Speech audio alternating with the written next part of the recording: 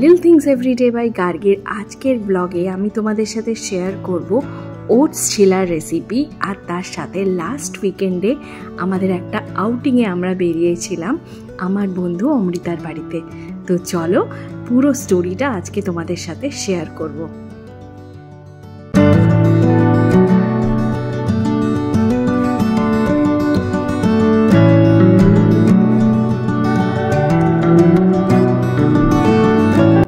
Oats দিয়ে কি বানাবো সেই নিয়ে চিন্তায় আমরা মাঝে মাঝেই পড়ে যাই। আজকে আমি তোমাদের মুশকিল আসান করবার জন্য একটা সহজ রেসিপি শেয়ার করে দিচ্ছি। এবারে ওটস চিলা বানানো খুবই সহজ। ওটস চিলা বানাতে গেলে পাউডার ওটস ইউজ করা যায়, ইনস্ট্যান্ট ওটস ইউজ করা যায়, আবার রোস্টেড পাউডার ওটসও ইউজ করা যায়। আমি এখানে একটা semi quartz instant oats use করেছি। তো এখানে আমি 3 থেকে 3.5 চামচ মতন ওই ওটসটা নিয়ে নিচ্ছি। এর সাথে আমি ইউজ করব একই স্পুনে 2 স্পুন মতন বেসন, তার সাথে নুন মিশিয়ে নিলাম। এরপর আমি পুরোটা ভালোভাবে একটু মিশিয়ে নেব। বেসন গ্লুটেন ফ্রি বলে কিন্তু বেসন ইউজ করা যায়, এর বদলে কিন্তু ময়দা বা আটা তোমরা ইউজ করো না, তাহলে ব্যাপারটার মধ্যে কিন্তু হেলদিনেসটা কমে যাবে। আমি জল মিশিয়ে পুরো মিশ্রণটাকে একটা পাতলা ব্যাটারে পরিণত করছি। এর পরের স্টেপে কিছু ভেজিটেবলস নিয়ে নেব। আমি যেমন ব্যবহার করেছি গাজর, পেঁয়াজ কুচি আর কাঁচা লঙ্কা কুচি। তোমরা চাইলে তোমাদের পছন্দ মতন সবজি কিন্তু ইউজ করতে পারো। আর এই সমস্ত সবজিটা আমি কিন্তু ওই ওটস আর বেসনের ব্যাটারের মধ্যে মিশিয়ে দিচ্ছি।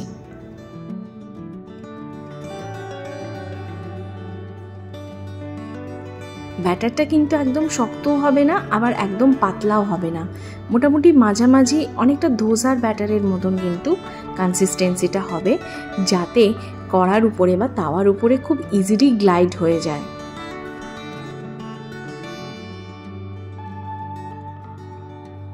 ব্যাস, এরপর আমি একটা তাওয়া গরম করে নিয়ে একটু অয়েল ব্রাশ করে নিচ্ছি। তারপর হালকা হাতে ব্যাটারটাকে আমি এইভাবে একটা হাতার সাহায্যে কিন্তু স্প্রেড করে নেব।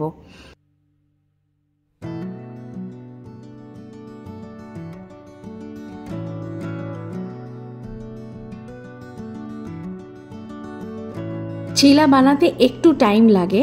আমি যেটা করি একদম লো ফ্লেমে ঢাকা দিয়ে দিয়ে এক পিঠ আগে কুক করে নিই, তারপরে খুব সাবধানে অপর পিঠ পাল্টে অপর পিঠটাকে কুক করে নিই। খেয়াল রাখতে হবে যাতে কাঁচা না থেকে যায়, আর কাঁচা যাতে না থেকে যায় তাই জন্যই কিন্তু একটু ঢাকা দিয়ে লো ফ্লেমে রান্না করাটা খুব জরুরি। আর মাঝে মাঝে ঢাকাটা খুলে কিন্তু এপিট ওপিট একটু চেঞ্জ করে নিও, না হলে একটা সাইডে অনেকক্ষণ করলে কিন্তু পুড়ে যাবার চান্স থাকে।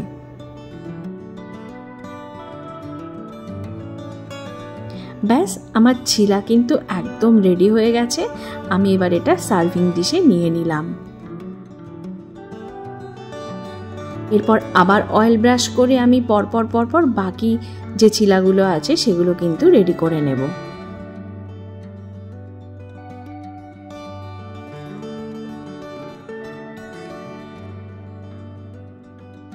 এবারে চিলার সাথে খাবার মতন আমি একটা ডিপ বানিয়ে নিচ্ছি।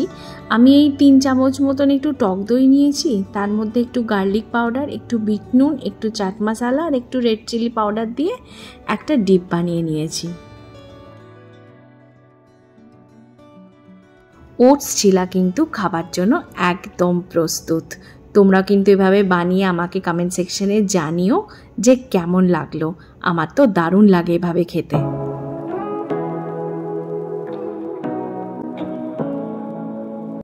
গত শনিবার আমার বন্ধু অমৃতা আমাদেরকে ওদের দুবাইয়ের ফ্ল্যাটে ইনভাইট করেছিল। সেই জন্য শনিবার বিকেলবেলা পেট ক্যাবে চড়ে আমি, উত্তালক আর লুসি 3 জনে মিলে এগিয়ে চললাম ওদের বাড়ির উদ্দেশ্যে। যেতে যেতে দুবাইয়ের রাস্তার নানান রকমের চিত্র তোমাদের সাথে শেয়ার করলাম। অমৃতা ওর হাজব্যান্ড নীল এবং ওদের ছোট্ট বেবি ফিগো আর ওদের ডগ ডটার জয়ীকে নিয়ে থাকে দুবাইয়ের জেলটি এরিয়াতে। এই জেলটি এরিয়া হলো পেট ফ্রেন্ডলি এরিয়া, আর তার সাথে অসাধারণ কিছু সিটি ভিউ পাওয়া যায়। ওদের বাড়িতে পৌঁছাবার পরেই লুসি, জয়ী, ফিগোকে নিয়ে আমরা সবাই মিলে বেরিয়ে পড়লাম জেলটি এরিয়াটা একটু ঘুরে দেখবার জন্য। তার কিছু কিছু দৃশ্য তোমাদের সাথে শেয়ার করলাম। ফিরে আসার পর গল্পে আড্ডায় সময় যে কোথায় কেটে গেল তা আমরা বুঝতেই পারলাম না। আর এই দেখো দুটো বেবিকে নিয়ে উদ্দালক কি ভালো সময় কাটিয়েছে, আর দুটো কি সুন্দর আরাম খাচ্ছে উদ্দালকের থেকে। অমৃতা জাস্ট দারুণ রান্না করেছিল। মেনুতে ছিল পনির পোলাও, তার সাথে মাটন, চিংড়ি মাছের মালাইকারি আর ছানার পায়েস। ওদের বাড়িটাও কিন্তু ভীষণ সুন্দর ডেকোরেট করা। আর উইন্ডো থেকে সিটি ভিউটা জাস্ট একবার দেখে নাও।